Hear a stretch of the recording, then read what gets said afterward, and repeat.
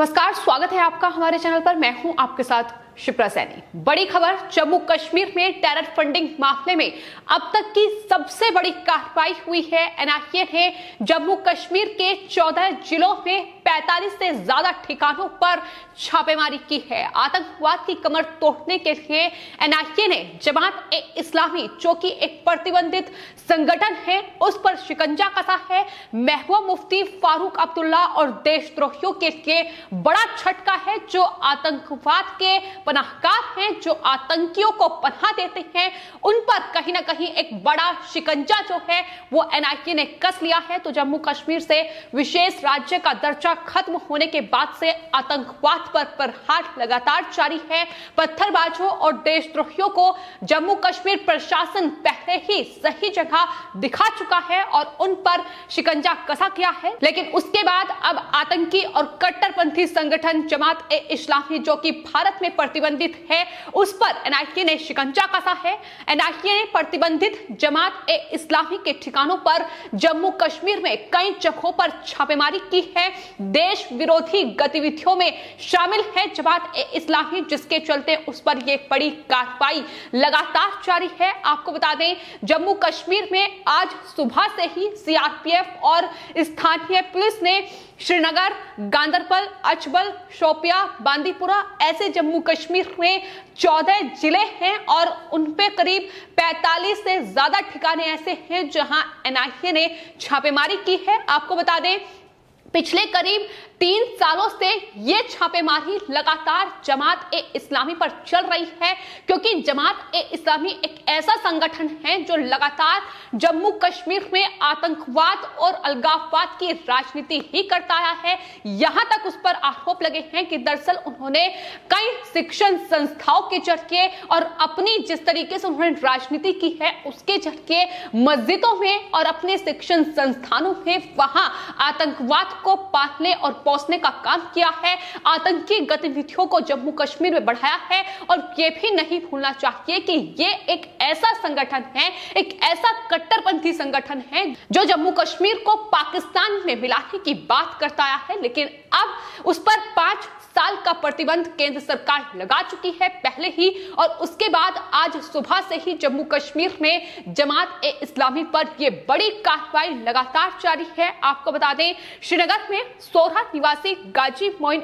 उल इस्लाम के आवास और नौगाह में फलाह ए आम ट्रस्ट पर छापेमारी की गई है। आपको बता दें, जो फलाह ए आम ट्रस्ट है वो दरअसल जमात ए इस्लामी संगठन का ही एक ट्रस्ट है। कहने को यहां शिक्षण कार्य होता है, ये शिक्षण संस्थान है इस ट्रस्ट के कई, लेकिन आपको बता दें, इस ट्रस्ट के जरिए जम्मू कश्मीर में और पूरे देश में ये संगठन आतंकवाद और अलगाववाद के बीच इसके द्वारा बोए गए हैं। इतना ही नहीं, इस ट्रस्ट को विदेशों से भी धन मुहैया हुआ है, जो कि आतंकी गतिविधियों को बढ़ावा देने के लिए लगाया जाता है, और ये ट्रस्ट शिक्षकों और घाटी के युवाओं को आतंकवाद की ओर मोड़ता है। तो आपको बता दें, पहले ही 2019 फरवरी महीने में केंद्र सरकार ने इस संगठन पर बड़ी कार्रवाई की थी और 5 साल के लिए इस पर प्रतिबंध लगा दिया था, क्योंकि देश विरोधी गतिविधियों में यह संगठन शामिल पाया गया था। लेकिन जम्मू कश्मीर में फिर चाहे वो पीडीपी नेता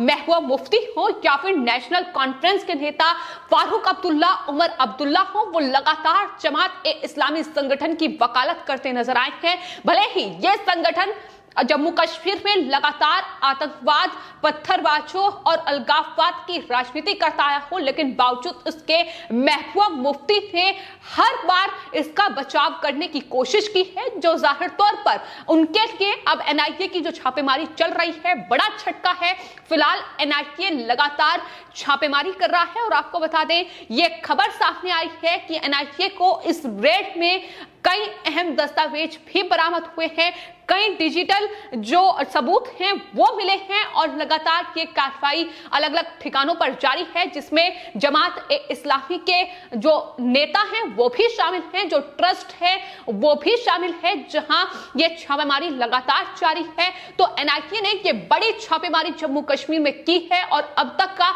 सबसे बड़ा ऑपरेशन फिलहाल जम्मू कश्मीर में जारी है। जाहिर तौर पर जम्मू कश्मीर से आर्टिकल 370 खत्म होने के बाद, विशेष राज्य का दर्जा खत्म होने के बाद केंद्र सरकार और सुरक्षा बलों की यह कोशिश रही है कि आतंकवाद पर प्रहार किया जाए। आतंकी गतिविधियां जो लगातार जम्मू कश्मीर में चल रही थी उसे ध्वस्त किया जाए, अलगाववाद और पत्थरबाजों पर शिकंजा कसा जाए। और कहीं ना कहीं इस कड़ी में बड़े फैसले पिछले 2 सालों में केंद्र सरकार, जम्मू कश्मीर प्रशासन और सुरक्षा बलों की बड़ी कार्रवाई के बाद सामने आए हैं। हाल ही में आपको बता दें, पत्थरबाजों और देशद्रोहियों पर बड़ा शिकंजा कसते हुए जम्मू कश्मीर प्रशासन की ओर से ये आदेश भी जारी किया गया है कि दरअसल पत्थरबाजों और देशद्रोहियों को जम्मू कश्मीर में पासपोर्ट नहीं मिल पाएगा, पासपोर्ट वेरिफिकेशन नहीं हो पाएगी। इसके अलावा सरकारी नौकरी और सरकारी योजनाओं का लाभ भी वो नहीं उठा सकेंगे। लेकिन उसके बाद भी महबूबा मुफ्ती, फारूक अब्दुल्ला जैसे नेताओं की बौखलाहट लगातार सामने आ रही है। आपको बता दें, ये साफ तौर पर अपने आदेश में आज जो जम्मू कश्मीर प्रशासन ने आदेश जारी किया है उसमें कहा है कि जो जमात ए इस्लामी संगठन से प्रेरित जो लोग हैं, जो पत्थरबाजी कर रहे हैं, जो अराजकता फैला रहे हैं, जो लगातार देश विरोधी गतिविधियों में शामिल हैं, उन पर शिकंजा कसा जाए। और लगातार इस कड़ी में जम्मू कश्मीर में कार्य हो रहे हैं। लेकिन फिलहाल सुबह से ही ये रेड लगातार जारी है, जो कि 45 से ज्यादा ठिकाने ऐसे हैं जम्मू कश्मीर में जहां जमात ए इस्लामी संगठन से जुड़े ट्रस्ट हो या उनसे जुड़े नेता हो, तमाम जगहों पर छापेमारी चल रही है, सबूतों को जुटाने की कोशिश की जा रही है। और आपको यह भी बता दें कि हाल ही में एनआईए ने प्रतिबंधित जम्मू कश्मीर का जो संगठन है जमात ए इस्लामी, उसके प्रमुख सदस्यों के खिलाफ एफआईआर दर्ज की थी। और उसके बाद अब केंद्र शासित प्रदेश में एनआईए की ये ताबड़तोड़ छापेमारी लगातार जारी है, जिसके बाद महबूबा मुफ्ती और वहां की जो स्थानीय और क्षेत्रीय पार्टियां हैं, कहीं ना कहीं उनकी टेंशन बढ़ी हुई है। फिलहाल जो छापेमारी चल रही है वो ना सिर्फ फलाह-ए-आम ट्रस्ट पर की गई है, जो कि जमात ए इस्लामी संगठन का ही एक ट्रस्ट है, बल्कि इसके अलावा आपको बता दें अनंतनाग जिले में मुश्ताक अहमद वानी, इसके अलावा नजीर अहमद रैना, फारूक अहमद खान और अफ्ताक अहमद मीर, ये तमाम ऐसे बड़े नाम हैं जो इस संगठन से जुड़े हुए हैं, जिनके ठिकानों पर छापेमारी लगातार जारी है। ये तमाम वो लोग हैं, ये तमाम वो संगठन के नेता हैं जो लगातार वहां अलगाववाद और आतंकवाद की राजनीति कर रहे हैं। और आपको ये बता दें कि भले ही जमात ए इस्लामी संगठन पर प्रतिबंध लगा दिया गया हो, लेकिन उसके बाद भी जम्मू कश्मीर में लगातार जो देश विरोधी गतिविधियां हैं उसमें ये शामिल हो रहा है, आतंकवादी संगठनों के साथ लगातार संपर्क में है। इसके अलावा अलगाववादी आंदोलन को आगे बढ़ाने की फिराक में भी यह संगठन रहा है। तो ये तमाम बड़े कारनामे हैं जो इस संगठन के सामने आए हैं। और देश हित में कोई भी फैसला क्या हो, फिर चाहे वो सीए का आंदोलन रहा हो या फिर तमाम दूसरे बड़े फैसले जो सरकार की ओर से लिए गए, फिर चाहे वो पुलवामा स्ट्राइक रही हो, पाकिस्तान पर कोई बड़ी कार्रवाई रही हो, वहां ये जमात ए इस्लामी संगठन ने आतंकवाद के बीज बोने का काम किया है। और यही वजह है कि अब जम्मू कश्मीर चूंकि बदल रहा है, जम्मू कश्मीर की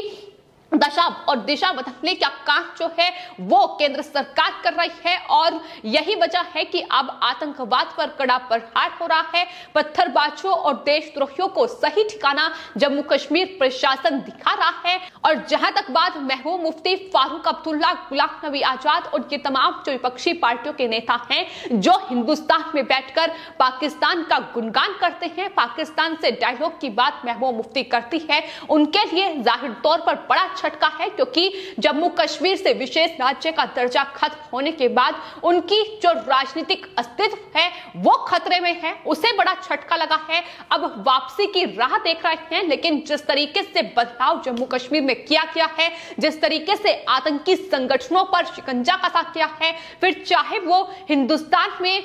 जो काम करते हैं आतंकी संगठन, फिर चाहे वो जमात ए इस्लामी हो या इसके अलावा भी कई ऐसे संगठन हैं जो हिंदुस्तान में रहकर विदेशों से फंड मुहैया कराते हैं और यहाँ मस्जिदों में, यहाँ शिक्षण संस्थानों में खासतौर पर ये इस्लामिक संगठन लगातार आतंकवाद को बढ़ावा देने का काम कर रहे हैं। लेकिन फिलहाल केंद्र सरकार इनको चिन्हित कर कहीं ना कहीं बड़ी कार्रवाई बीते कुछ सालों में इन पर की गई है और ये कार्रवाई लगातार जारी है। जहां तक बात जम्मू कश्मीर की है तो जम्मू कश्मीर में लगातार बदलाव देखने को मिल रहा है और लगातार इस अलगाववाद और आतंकवाद की राजनीति को खत्म करने का काम केंद्र सरकार कर रही है, मोदी सरकार कर रही है और यही वजह है महबूब मुफ्ती की सबसे बड़ी जो बौखलाहट है वो लगातार सामने आ रही है और इस तरीके से वो तमाम आरोप केंद्र सरकार पर मढ़ रही है। लेकिन फिलहाल जम्मू कश्मीर में एनआईए का ये सबसे बड़ा ऑपरेशन अभी भी लगातार जारी है, जहां जमात-ए-इस्लामी एक प्रतिबंधित संस्था जो कि भारत में रहकर, हिंदुस्तान में रहकर पाकिस्तान का गुणगान करती है और आतंकवाद को पालने पोसने का काम कर रही है, लेकिन उस पर अब एनआईए का प्रहार लगातार जारी है। फिलहाल आपकी इस पूरे मामले पर क्या राय है हमें कमेंट बॉक्स में जरूर लिखें और चैनल को सब्सक्राइब करें। धन्यवाद।